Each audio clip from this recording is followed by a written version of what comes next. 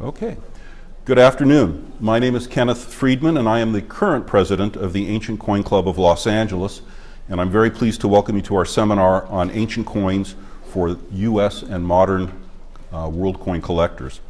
Many of us in this room entered upon our hobby by filling in slots in Whitman catalogs or Whitman books, but the majority of us have found that over time our interests in numismatics broadened.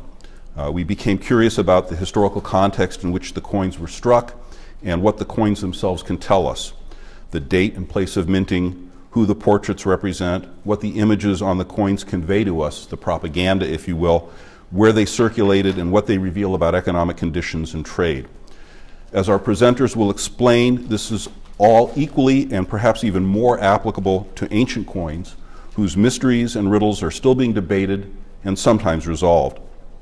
Moreover, ancient coins also address some of the other questions that a curious collector will find herself or himself asking. When and where were coins first struck? Why are coins usually round?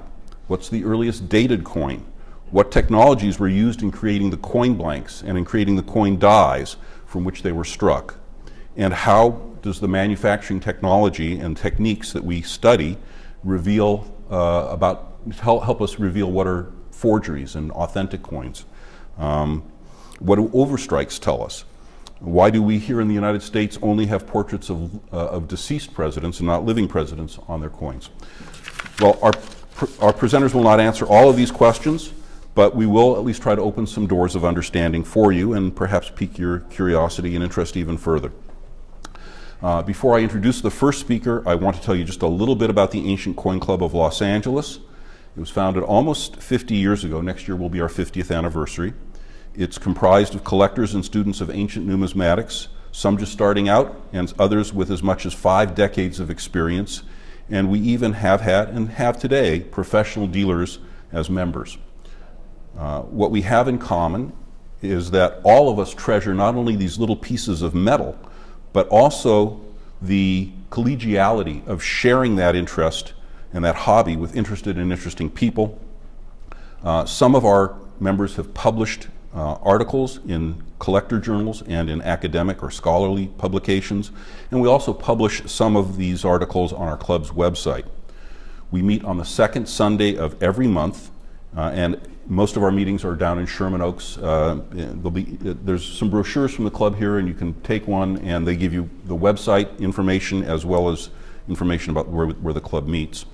At our meetings, we share information and news about current auctions and other developments within the hobby, sales. We have show and tell, where members can display their current acquisitions or discuss a problem that they're currently researching. And we have a lecture on some aspect of ancient numismatics or ancient history, presented either by one or more members of the club or often by outside speakers who we bring in. Visitors are always welcome. Members are happy to share their knowledge about ancient history and numismatics. Controversial subjects may get debated, but always with cordiality and good humor.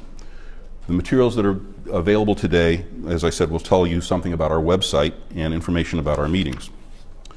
Our speakers and topics today include Merrill Gibson, who will speak about the differences and similarities between collecting ancient coins and modern coins, Randy Butler, who will share some of the joys of ancient coin collecting, and Paul Rank, who will be addressing some of the influences of ancient coins on modern U.S. coinage. At the end of our presentation, as time allows, we'll have a question and answer period and an opportunity for you to meet and talk to some of the club members who are here today. And also, I think we're going to be passing out a coin to attendees, at least to the first 30, so that you can walk away with something in addition to whatever little knowledge we can share with you.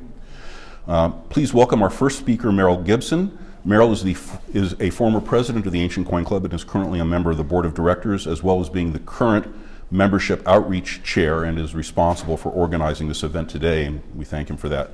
He is the owner of Apollo Numismatics, and I ask that you join me in congratulating him, as tomorrow will mark the 10th anniversary of his company opening its metaphorical doors as a coin dealership. Merrill? Thank you very much. Hold on.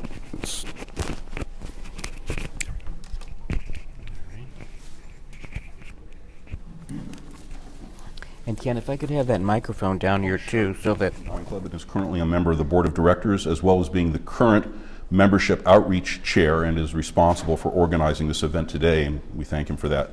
He is the owner of Apollo Numismatics, and I ask that you join me in congratulating him, as tomorrow will mark the 10th anniversary of his company opening its metaphorical doors as a coin dealership.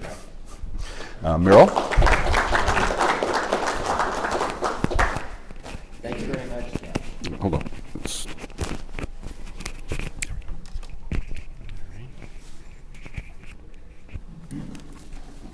And Ken, if I could have that microphone down here too, so that...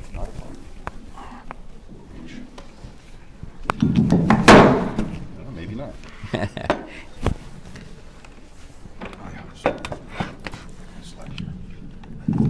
right. Okay, thank you, Ken. And thank you all for coming to our seminar. I'm going to be speaking to you today about the differences and similarities between ancient coin collecting and the collecting of U.S. and world coins. Some of the differences may surprise you, but before I can talk to you about differences and similarities, I need to let you know what ancient coins are.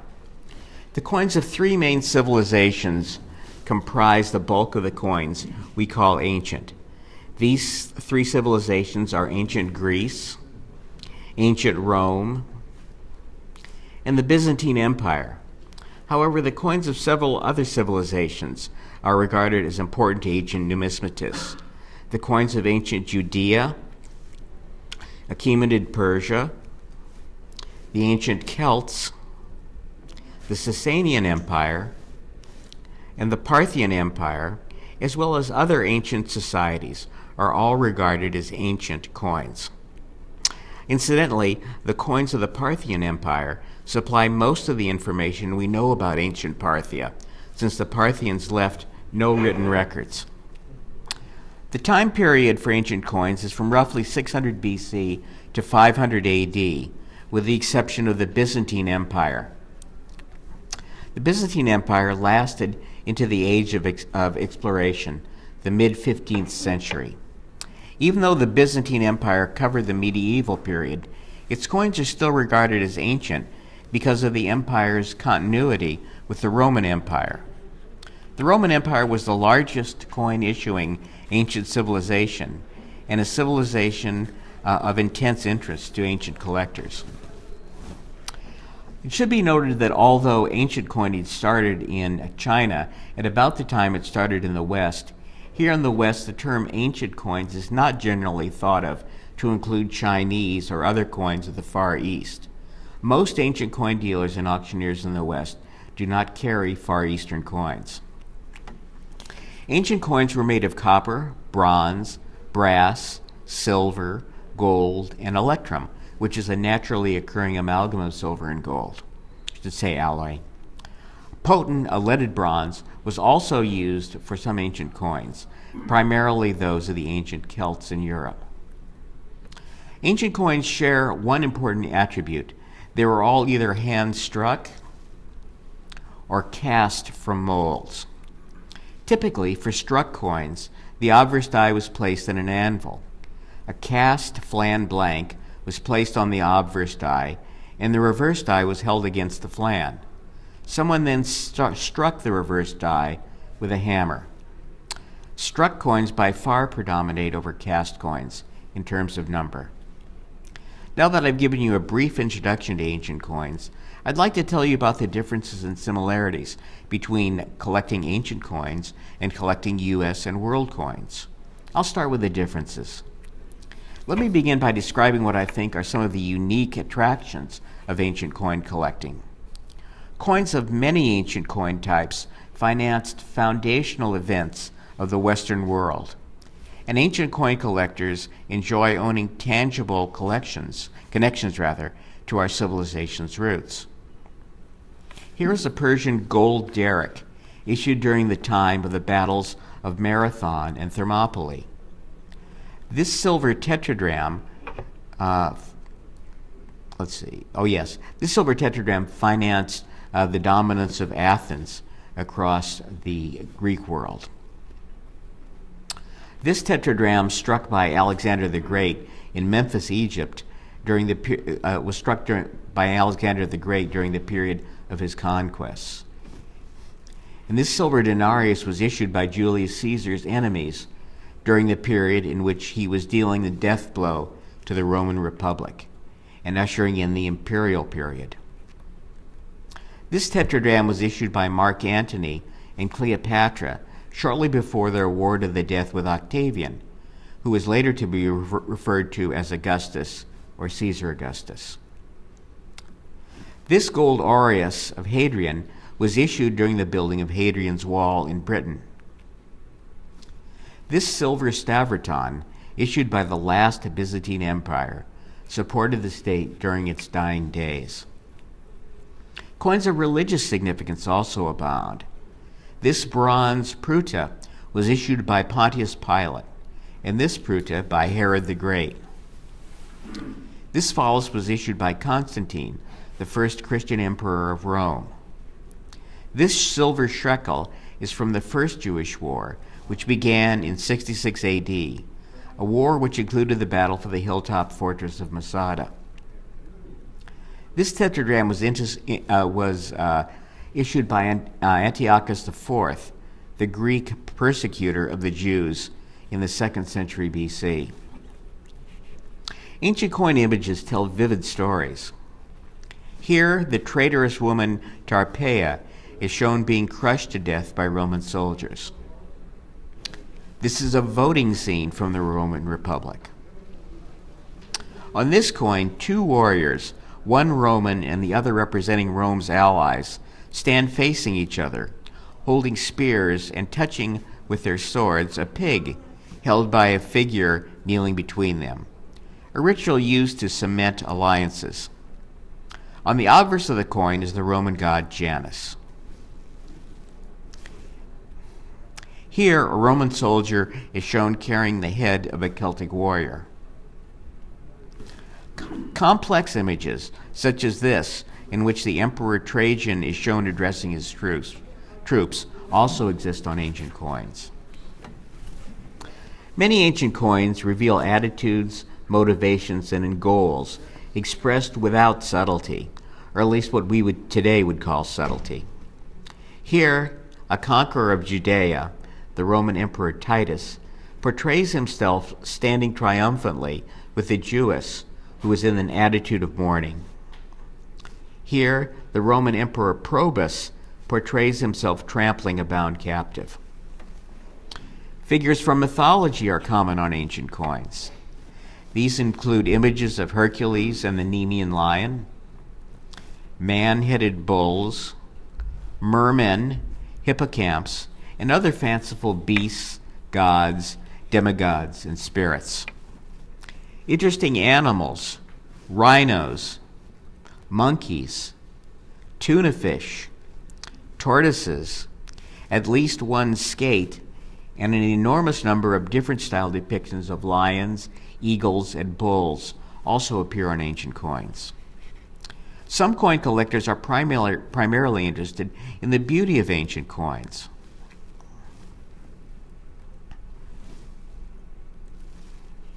During the classical period in ancient Greece, cities competed with each other to produce beautiful coins. The coins they produced rival the best of modern sculpture and far surpass the beauty of modern coins, due in part to the ultra-high relief possible with hand striking. Although the ancient Greeks produced the most attractive coins, almost all the ancient civilizations produced a number of beautiful coin types. Other ancient collectors are primarily interested in portraits, which vary greatly in quality on ancient coins.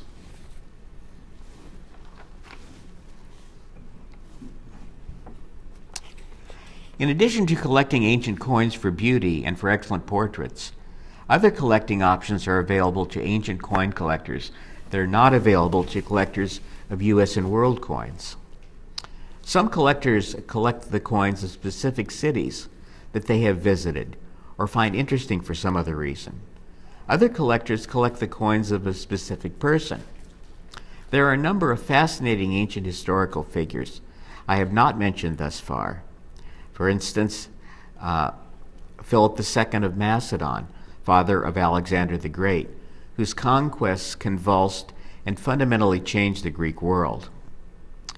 The fast friend and later mortal enemy of Julius Caesar, Pompey the Great, the Roman emperors Caligula, Nero, Marcus Aurelius, and many, many others. If you're interested in learning about history, you will likely find more support in the ancient coin community than you will in the U.S. or world collecting communities. For example, in major coin auctions, each coin will have one and usually more reference citations to the exact places in standard scholarly references, which deal with the exact places in which deal with the exact references in these publications to the exact type. For more important coins in an ancient coin auction, a blurb will often accompany the listing, describing the historical circumstances surrounding the issuance of the particular coin type. In addition to numerous scholarly coin reference books, numerous general history books are available to satisfy a collector's interest in the events that his or her coins have witnessed. When ancient coin organizations such as our club get together, the focus is as much on history as it is on coins. Another factor in separating ancient coin collecting from U.S. collecting is the greatly increased number of ancient types compared to U.S. types. The time period during which ancient coins were issued was roughly 10 times longer than the period of U.S. coinage. There were also a great many more ancient types struck per unit time period than U.S. types. The types minted changed much more frequently as well. In one particular year, there were 4 Roman emperors, each of these emperors issuing numerous coin types. Although I haven't done research to verify this, it appears to me that the number of coin types minted by this one civilization, the Roman Empire, during this one year exceeded all U.S. regular issued types throughout the history of U.S. coinage. Put another way, there are plenty of people who can reel off at least close to all U.S. coin types in U.S. history. I could come close to doing this myself as an avid young collector. I don't know anyone, or with one possible exception, who could come close to reeling off all Roman Empire types issued during the year of the 4 emperors. And of course, other ancient civilizations were issuing coins during this year also. As I said in my introduction, some of the differences between ancient coin collecting and U.S. and world collecting may surprise you. Most U.S. and world collectors have been told since day one, don't clean your coins. When entering the ancient coin collecting world, these collectors sometimes find it hard to accept that all ancient coins have been cleaned. Ancient coins are found buried in the ground by themselves or in hoards. They have on average 2,000 years of exposure to the soil or corroding environmental infiltrations. With the exception of a few gold coins that need only washing with a toothbrush under running water, ancient coins all need either careful mechanical cleaning or chemical cleaning to remove incrustation and corrosion products. The skill with which this is done, of course, is an important factor in their value. Also difficult to accept for brand new ancient coin collectors is the fact that coins with mint errors are almost always less valuable, not more valuable, than coins without errors. Because ancient coins were hand-struck, imperfect strikes were the rule rather than the exception. Your 1955 double-die penny might be worth much more than its unblemished cousin. But the coin in this photo is worth much, much less than it would be if it were well struck. New ancient coin collectors are surprised to learn that it is perfectly fine to handle ancient coins. Ancient coin surfaces are impervious to the kind of damage caused by skin acids that affect modern coins.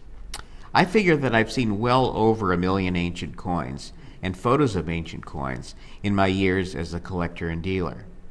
In that time, I've seen at most 3 ancient coins that I thought might possibly have had fingerprint marks, but these marks were most likely caused by natural factors unrelated to fingerprints.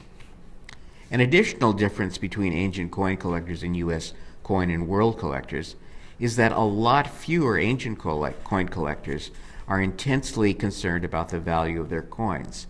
Many ancient collectors are just happy to have these remnants of the part of the ancient world that fascinates them, without much concern for their value.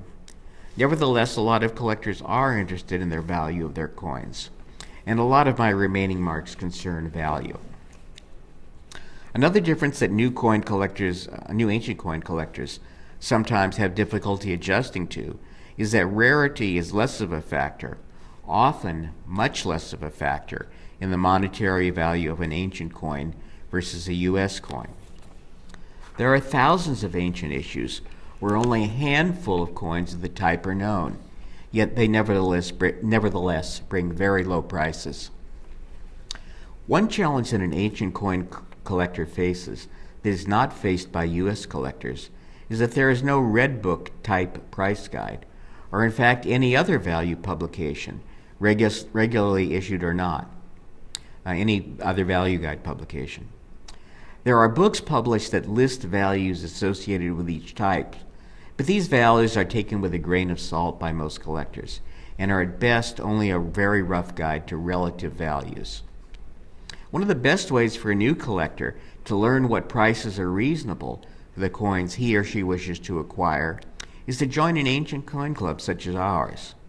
There he or she can ask the opinion of members who have had much experience with the ancient coin market. The new collector should also examine the prices realized by ancient coins in auctions and look at the prices asked by dealers who have a reputation for reasonable pricing. In discussing the differences between ancient collecting and U.S. and world coin collecting, the last subject I want to talk about is encapsulated and graded coins, that is, coins in slabs. The first thing that one should note is that the slabbing companies that encapsulate coins do not provide an authenticity guarantee, as they do with U.S. coins. I don't claim to have intimate knowledge of the business plans of coin slabbing companies, but my opinion is they don't provide authenticity guarantees because it would be too big a task to do accurately, given the resources they have available. As I have pointed out previously, there is tremendous diversity among ancient coins. There are multiple civilizations and multiple time periods within each civilization, each with its own distinctive characteristics and containing a huge number of types. Even identifying all coins within this diverse set is quite challenging, and the slabbing companies occasionally fail at it. A fact I personally have benefited from 2 or 3 times, having picked up valuable coins that had been misidentified. However, the real challenge for the slabbing companies comes in catching counterfeit or altered coins from across this broad spectrum. As well as the coins being diverse, the counterfeiters who try to fake them are diverse too. Some of the counterfeiters who specialize in Roman Republican coins, for example, use different techniques than some Parthian coin counterfeiters.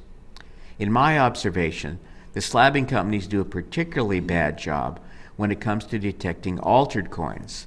I have seen several altered coins in slabs, a fact that I have verified by finding photos of the same coins before they were slabbed.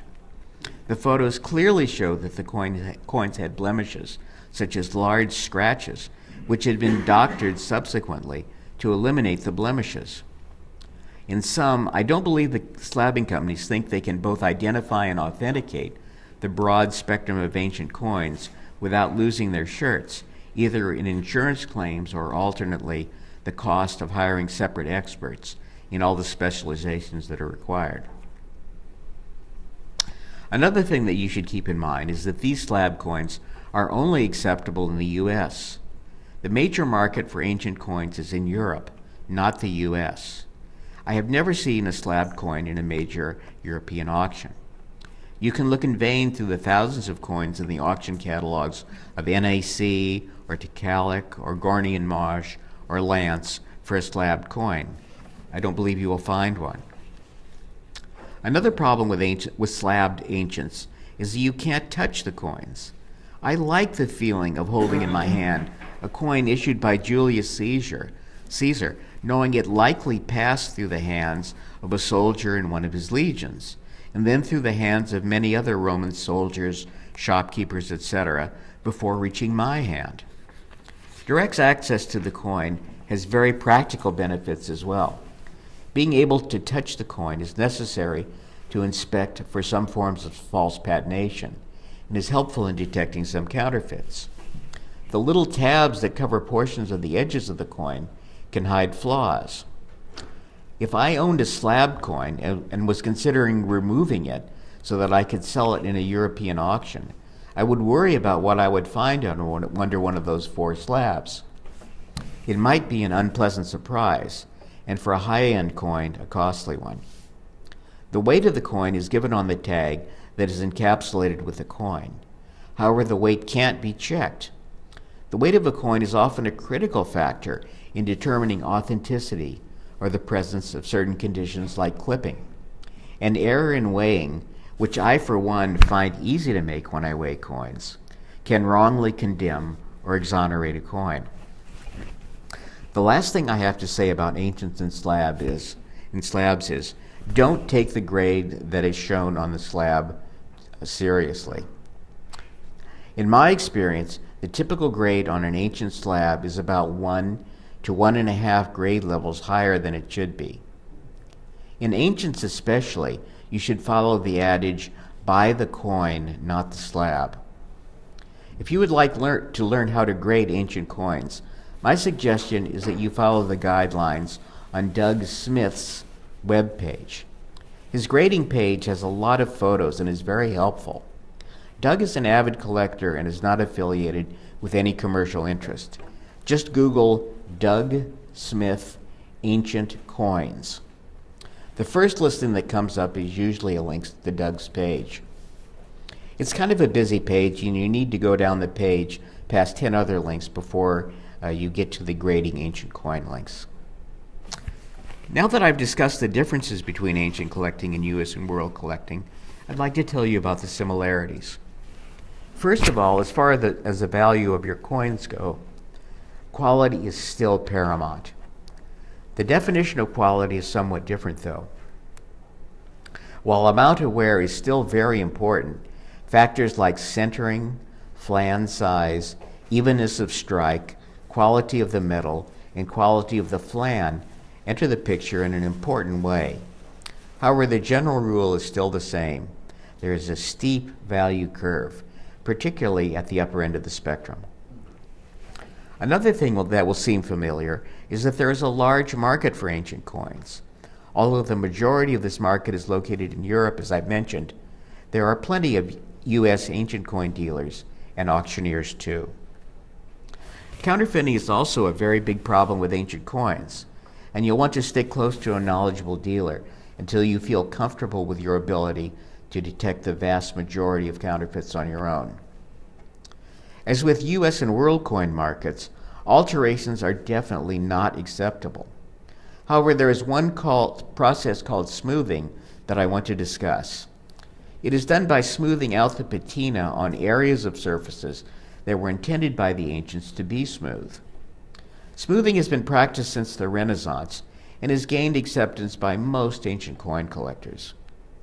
This smoothing is acceptable only to the patina, though, never to the metal, and only on bronze or brass coins. No such thing is ever acceptable on silver or gold coins. No alterations of the metal under any circumstances on any coin is acceptable. Also, any alteration to the patina that alters the details of the image, such as strengthening the borders of the device to make a coin look sharper, is similarly unacceptable. Finally, one thing that the new ancient collector will find familiar is that there are many different price levels to the ancient coin market. One can acquire some ancient coins very inexpensively, for a few dollars. One can even acquire very nice specimens of some common coin types rather cheaply, under $50. On the other hand, if one wants to pursue the most sought-after ancient coins, one will not have any problems spending high six-figure sums to acquire them. So thank you for your attention today, and now I'm going to turn things back over to Ken.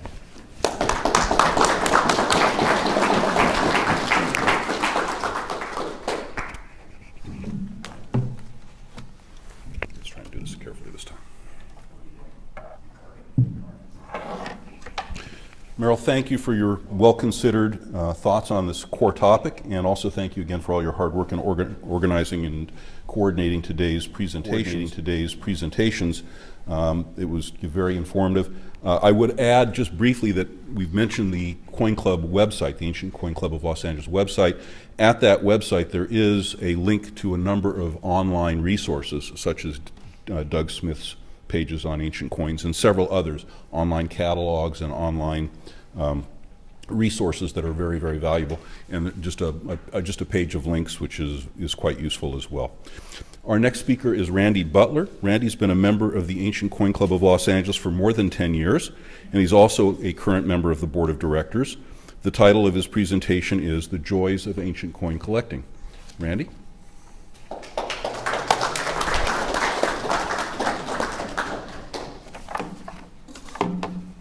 The joys. All right. Thank you.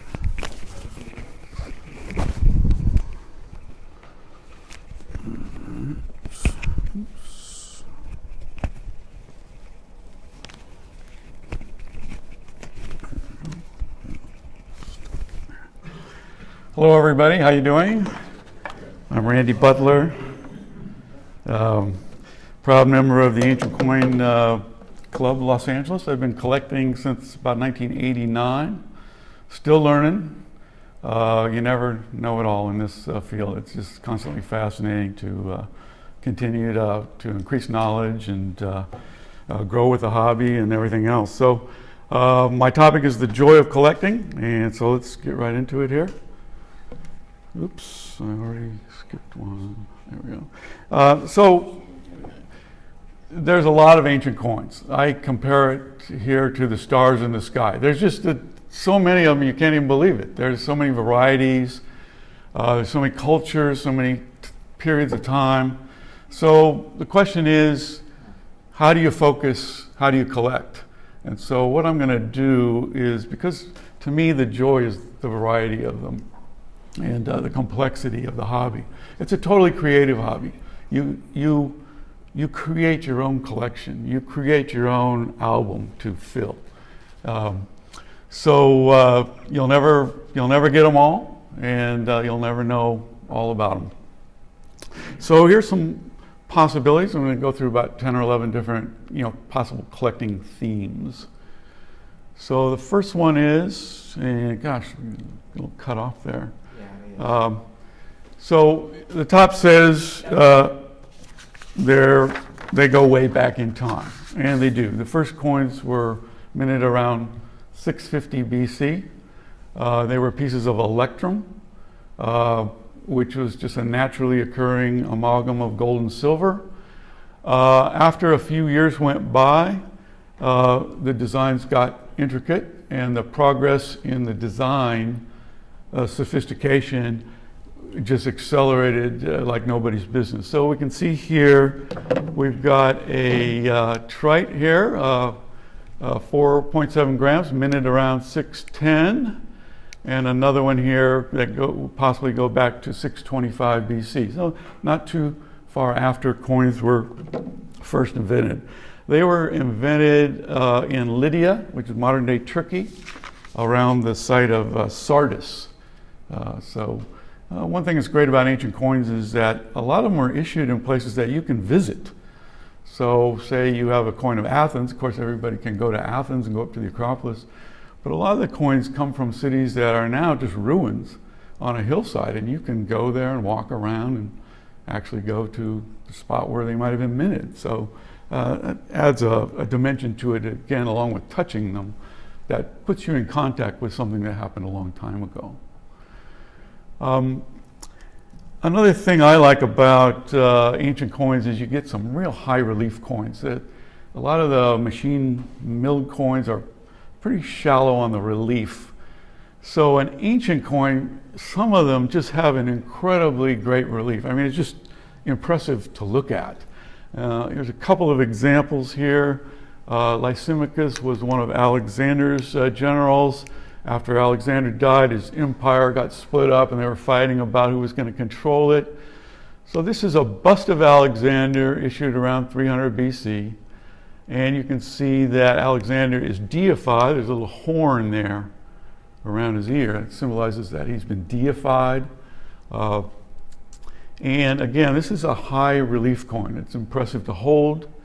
This one is also one of Alexander's generals, Seleucus. He founded the Seleucid dynasty, which lasted quite a long time.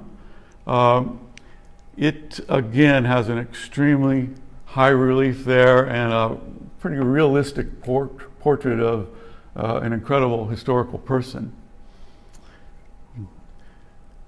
A couple more portraits to go with. These are the title here is Two Portraits of the Same Person, ? So we have Ptolemy I, who started the Ptolemaic dynasty in Egypt, again one of Alexander's bodyguards. Around 305 BC, he took over Egypt. Smart move on his part. His dynasty lasted all the way until Roman times. Cleopatra, the famous one, was the last of the Ptolemaic dynasty.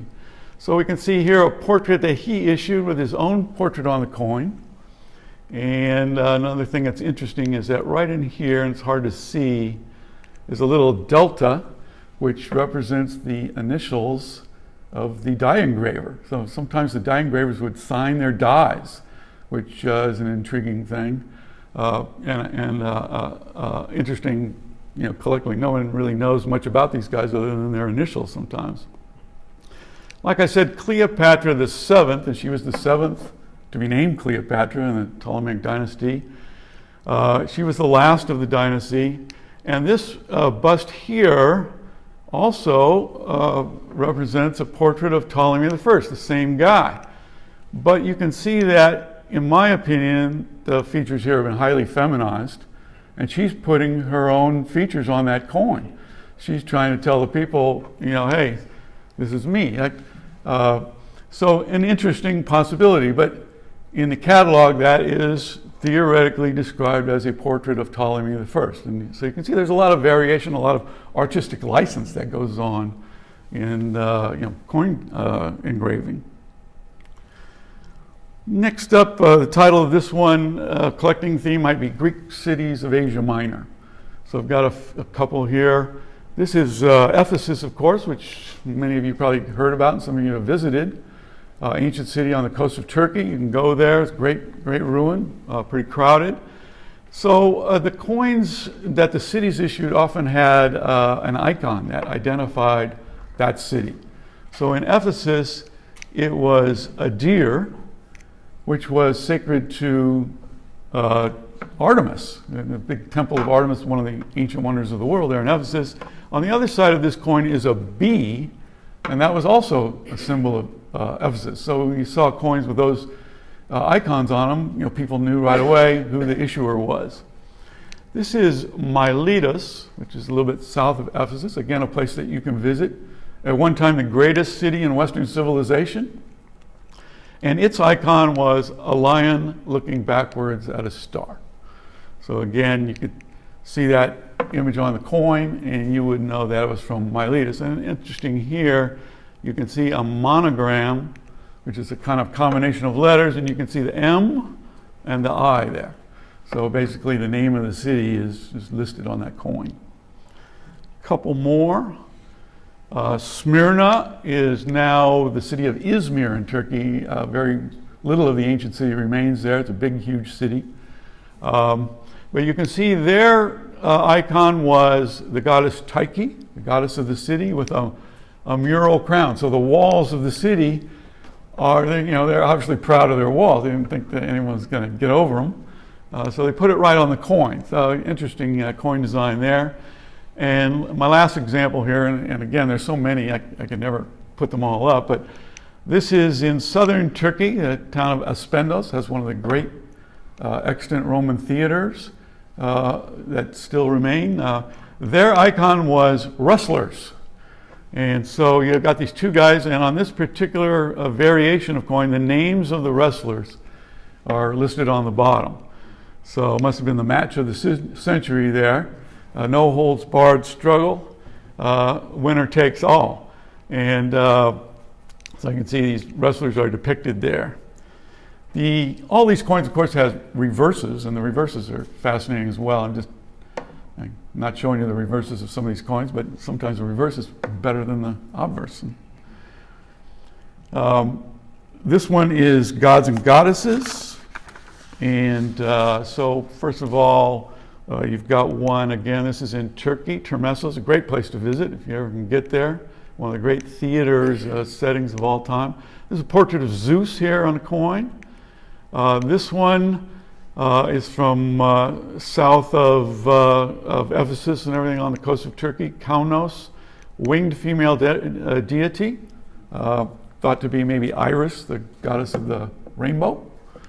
And last but not least, you have this incredible facing head portrait. And again, in Greek coinage, you have the possibility of getting a facing head coin, which is really a neat thing. And this one is Apollo, and you can see he's staring right at us from all these years ago. Coin was minted back in 370 BC.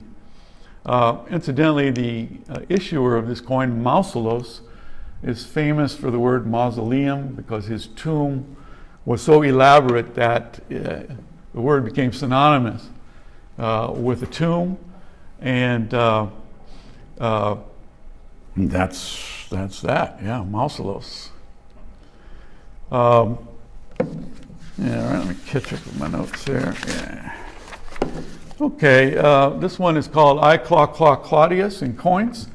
Claudius was the fourth emperor of Rome. He was sandwiched in between the notorious Caligula and the notorious Nero. So interesting spot to be. He was lame, he stammered, he slobbered.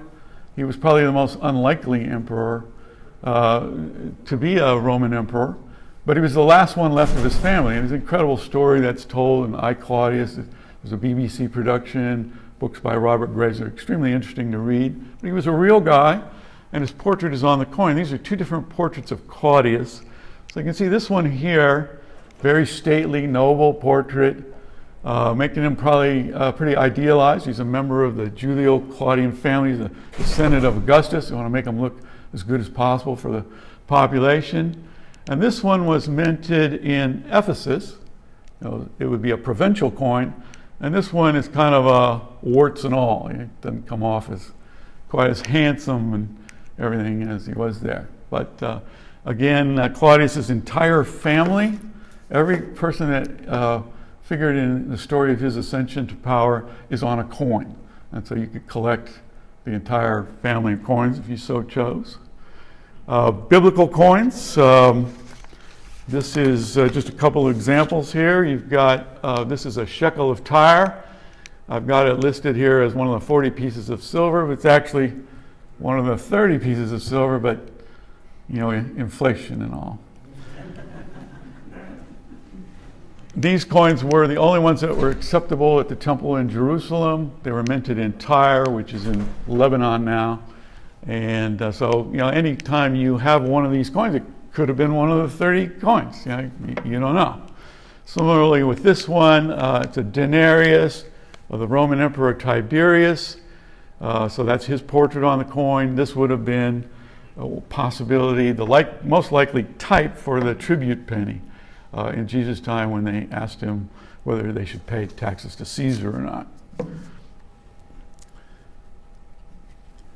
Historic events are depicted on ancient coins as well. This one is a coin from 101 BC, the triumph of Marius, probably the first great Roman imperator, defeated the Gauls in several campaigns, 5-time consul. What's interesting about this one is we know it's a coin of Marius because right here, his son is depicted riding a horse in front of his chariot there. And it was known from historical sources that his son was in his victory procession.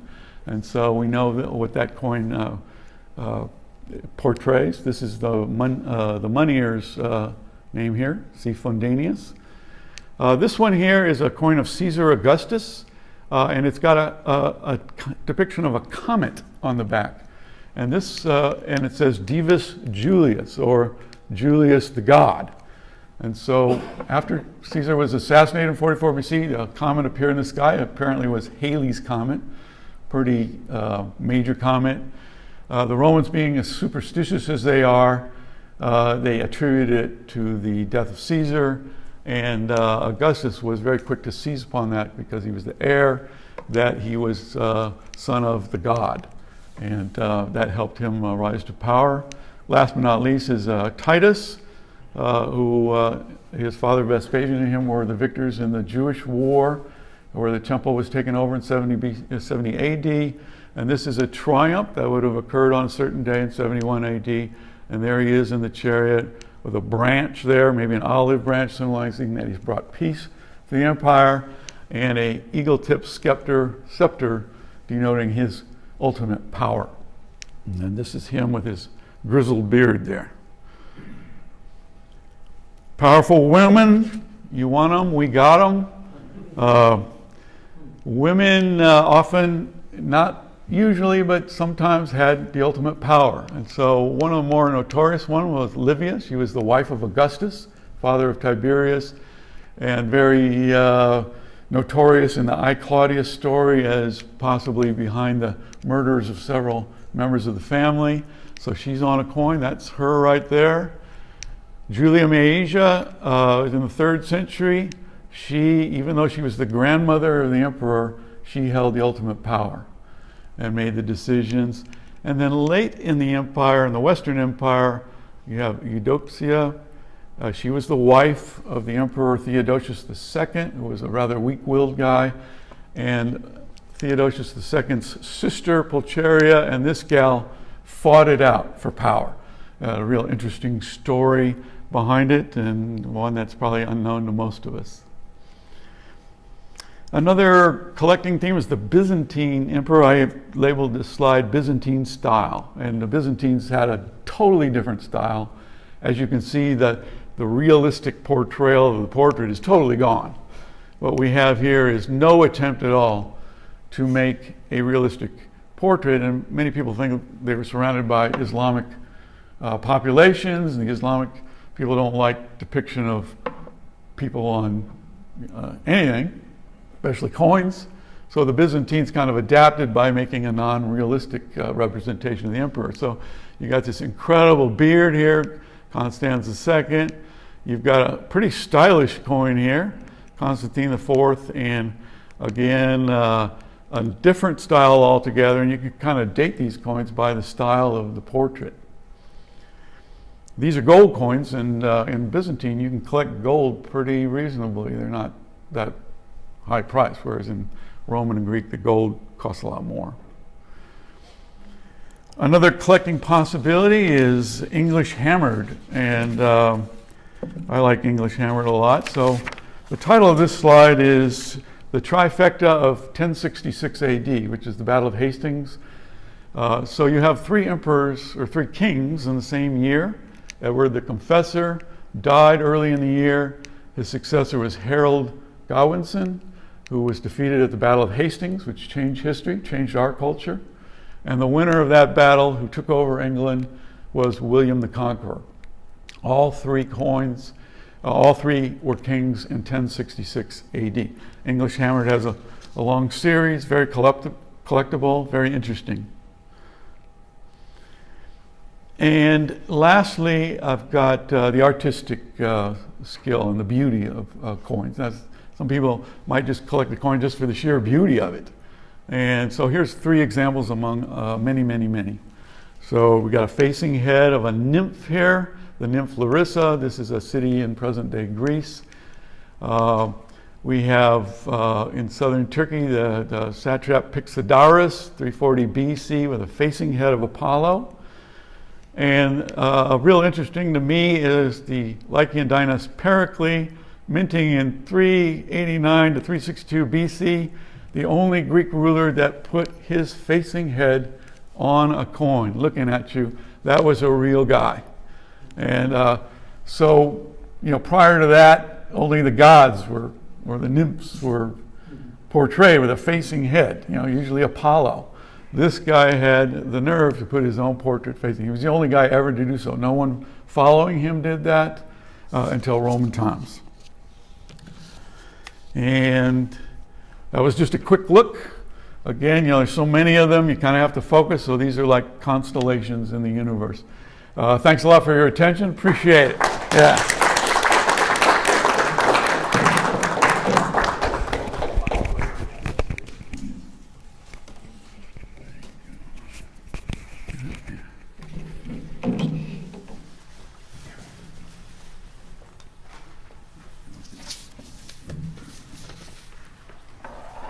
Randy, thank you very much. That's great, and those coins are just fabulous as well. Our final speaker is Paul Rank. Paul is a member of the board of directors of the Ancient Coin Club of Los Angeles and one of the longest standing, but not the oldest of members. Oldest? Excuse me. I said not the oldest. I said not the oldest. I was being nice. His presentation is entitled Ancient Coin Design's Influence on Modern U.S. Coinage. And when he's finished, we hope to have a brief question and answer period if you can stick around, and also a chance for you to look at some more coins, talk to people, and as I said earlier, we are going to be giving away some coins as well. Paul? Yeah. Okay. So this just goes any old place, right? Where's the clicker, rather? Randy, What is it? Is this it here? So what do I do to make them show up? Hit that there, Oh, okay. go forward and back. Fantastic. Okay, good afternoon, everybody. I have to say this is a really good-looking group. Anyway, no, I'm teasing. Anyway, I started collecting American coins when I was 9 years old. I always had the collecting bug. And like everybody else, I collected American coins. I began, like everybody, with pennies and nickels and worked my way up through dimes and quarters. And I was fortunate enough when I was a kid to be able to at least look at what I consider to be the greatest American coin designs of all time. That is the Mercury dime, the Standing Liberty quarter, and above all, the Walking Liberty half dollar. And I'm going to talk a little bit about those at the end of my talk, but first, let's begin with the most hated coin, at least as far as I'm concerned, that one. As far as I'm concerned, that's the ugliest coin design in the United States history. Why do I say that? Well, that'll come later. You understand, okay? All right. So we're going to go from the ridiculous to the sublime. This is a facing head tetragram of Kimon from Syracuse from 410 BC, considered to be the most beautiful coin design. Okay. In history, yeah. Kimon was the engraver. Yeah, exactly. This is from Syracuse, approximately 410 BC. And to buy this coin, you'd probably have to mortgage, if you have two houses, you'd probably have to mortgage both of them, you understand, to get a hold of this coin. But I wanted to contrast the Washington head with this particular coin to give you some kind of idea of how artistic styles, etc., tastes and everything have changed. But there is to be said, the United States is not Syracuse in 410 BC, okay? All right? And I believe, it's my opinion, I don't really know that much about Greek coins, but because Roman coins, Roman imperial coins, and to a certain extent the Republic, are my specialty. But I believe that at some time on the Isle of Sicily, between 420 and let's say 450 and 400 BC, these engravers, and there was a number of them whose names we still know, were competing with one another. And I think to a certain extent there was a contest going on to see who could come out with the greatest coin designs. And actually the horses is considered to be the obverse. That's actually a chariot. You can't see the charioteer, but that's all right. There's the charioteer and horses, and the facing head of Arethusa. Arethusa is the water nymph of Syracuse. Supposedly there's a stream that goes through Syracuse, or went through ancient Syracuse. Actually, I've been there, but the stream was dried up. And she was the nymph that played around in that particular water, okay? So anyway, I consider this to be one of the greatest coin designs of all time. We haven't come close to it in, 1,000 years, 1,500 years, okay? Yeah. So let's begin with the real subject of my talk. So we have a shield here. We all know in American coins there are shields, right? Okay, yes. This is the shield of Thebes, Boeotia Thebes. Boeotia or Thebes is a very, unfortunately it doesn't exist anymore, which is kind of a shame because it was a very famous town. If I'm not mistaken, wasn't the 7 against Thebes, wasn't that those, and wasn't it the Titans and all sorts of other things, even more famous than Athens in ancient times, you understand, okay? I was in Athens in the early 80s, and I took a bus to Delphi. And I don't know if you've been on the bus. It goes through the site of ancient Thebes. And it's quite moving because basically there's nothing there. It's just a village, you understand. And this was one of the greatest cities of the ancient world. So let's get back to design. We see it's a Boeotian shield. Okay, so obviously, do I have to explain to you what the shield signifies? I don't think I have to. Protection, and maybe military might, military prowess, I don't know. So let's go to what I consider to be one of the best designs, but everybody else seems to hate it, is the shield nickel. I love the shield nickel. When I was a kid, I always wanted to have shield nickels. And you see, it's a shield, but it's a little bit different than the shield in Boeotia. But nevertheless, this is a bit, I thought about using the 2-cent piece. The designer is the same. The designer is the same. His name is James Longacre, but I preferred the shield on the shield nickel. You understand? Okay, because I just think it's a great design. And you've got your flowers and your whatever. You've got a thing at the top, whatever that might be. And you know, by law, they had to put "In God We Trust" after Abraham Lincoln was assassinated. And this is an 1866 version with the rays on the back. And I hope you all like shield nickels. I like the design, always have. Okay. So there's a shield and a shield. Oh, too bad. Anyway, this is a Roman Empire Sestertius of Hadrian, about 121 AD. And unfortunately, we can't see the reverse type, but the reverse type is one of the great superb types of Roman Sestertii, in my opinion. I don't have a copy of this coin. I wish I did. The legend in the back reads Providentia Deorum, which means the divine providence. And look at that wonderful flying eagle delivering a scepter to the Emperor Hadrian. We're going to be talking a lot about flying eagles in this particular talk. But I just found this design, it's always blown my mind ever since I've been collecting Roman imperial coins. And it's the only time this was ever used. The only time this was ever used in Roman coinage. It's an extremely interesting reverse type. And you know, Hadrian was not known. I mean, Trajan had many more different reverse types than Hadrian, but Hadrian and especially Antoninus Pius had great reverse designs on some of his coins.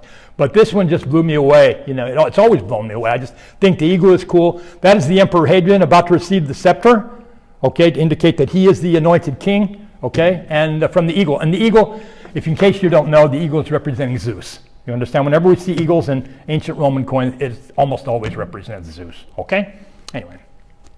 Oh, and this is a very interesting coin. This is a coin of another flying eagle. Unfortunately, these coins do not come in good condition. This is a coin from Caesarea Maritima, which is today Israel, okay? And you see the back, that wonderful eagle, and he's holding a wreath. You see the wreath, okay? And you see SPQR, which means Senatus Populusque Romanus, which is the Senate and people of Rome. You still see it on the sewer drains in Rome today, which is kind of nice.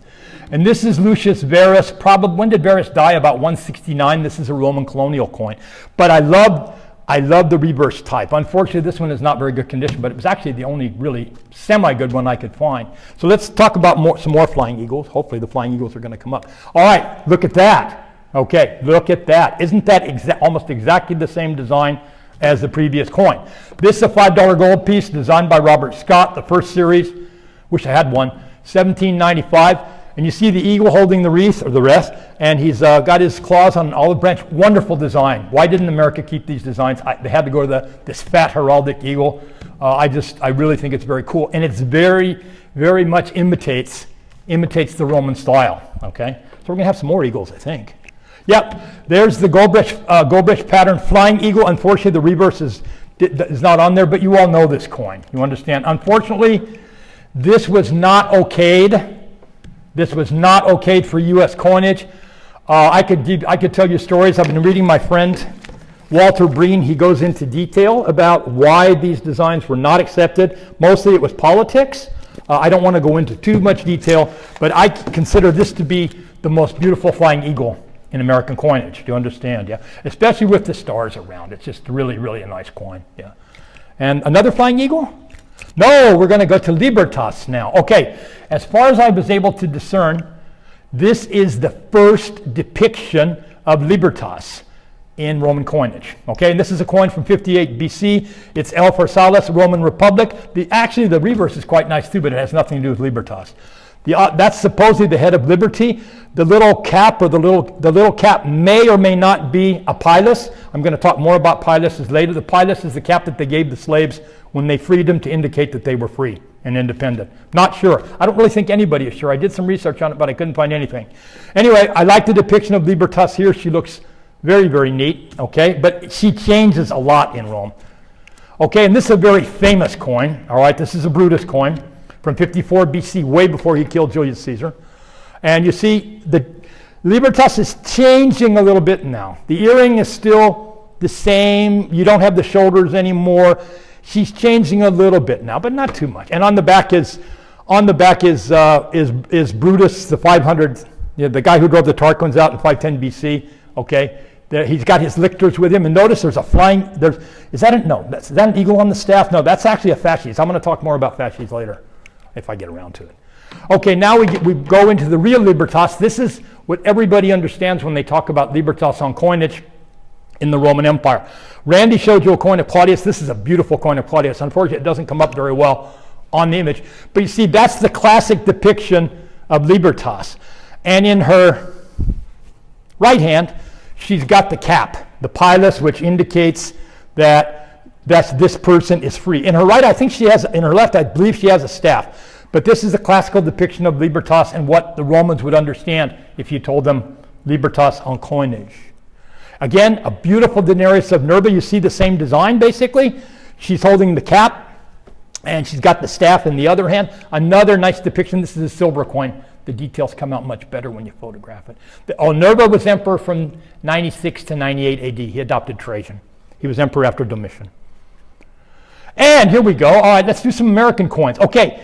This is the famous Mercury head dime. And those of you who have studied American coins know Mercury head is a misnomer. This is the head of liberty. Do you understand? All right. It's one of the most beautiful coin designs of all time. You see she's got a winged cap on, and that's supposed to indicate the pilus, or pilus, the cap that we saw that indicated liberty. She's supposed to be wearing a pilus or a pilus to indicate liberty. And the back is wonderful. I used to stare at this coin when I was a kid because I didn't understand the symbolism. There are Roman fasces. Fasces were carried by lictors. Lictors went around with first the consuls and after them the emperors. And lictors, if the emperor would say, take that man, then the lictors would take him and throw him in jail or wait trial or whatever it is that they did. And the fasces are really interesting. Unfortunately, Mussolini has given them sort of a bad rap, but c'est la vie. What it was rods that were bound up in a circle. You see them there with an axe head sticking out, and that indicated the power. That indicated the power of the reigning monarch or the reigning consul. And we have our olive thing, our olive branch, but it's the symbolism on these coins is just fabulous. I want you to let your mind wander. What were they trying to talk about? This coin came out in 1916, was a revolutionary design and a revolutionary year for coin designs. I assume.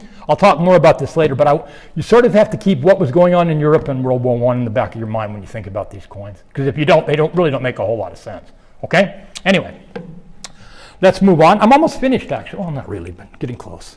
Another great coin design that came out in 1916. This is the Standing Liberty Quarter. This is not such a great example because it's got a flat head.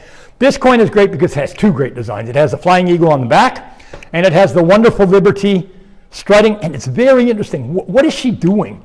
She's holding a shield. She's carrying an olive branch as a sign of peace. She's walking through like a gateway, which is interesting. In other words, is she protecting something? It's possible, you understand? Or is this the end of American isolationism?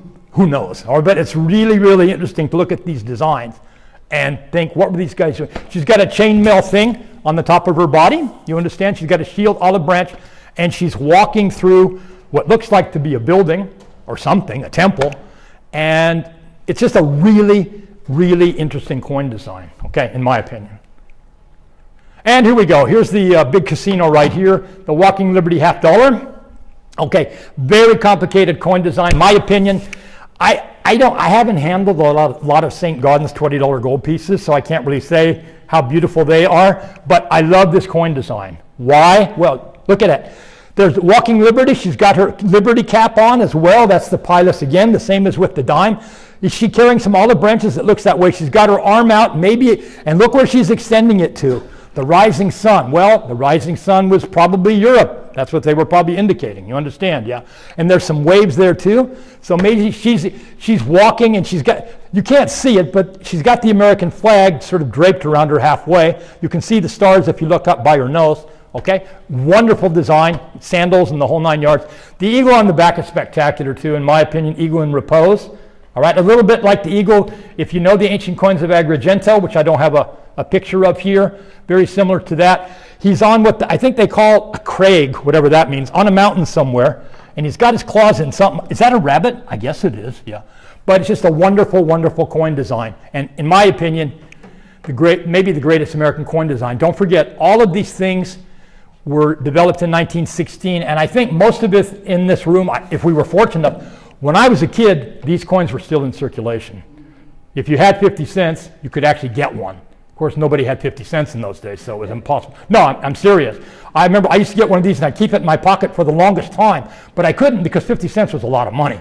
People don't realize you could buy lunch for 50 cents, you could buy 5 comic books, you could buy 5 ice cream cones, and it was just impossible to keep a quarter, so, dime, most definitely. But 50 cents was impossible. And I always swore that when I got older and I got enough money, I was going to collect half dollars. And you know what? I did. But I didn't collect these half dollars. I collected bus half dollars, which are even more interesting, the ones from 1807 to 1838. You understand, yeah? But I have one of these. I have a couple of these. I consider that to be symbolically, and we have to go by symbolism here. Symbolically, I consider that the greatest coin design, greatest American coin design. And what happened? What did we get after this? We got Franklin. I won't even put that abomination up there, the Franklin half dollar. It's a horrible coin. You understand, huh? And don't even get me started with the Roosevelt dime. That has to be the ugliest coin. That and the Washington quarter has to be the ugliest design of all time. Anyway, I want you to keep in mind what I said about the Washington quarter. But as the Washington quarter was circulating, so were these. So we had some relief as far as art is concerned. Anyway, that's it. I hope you enjoyed my talk. Yeah. Thank you. See, it was brief and to the point.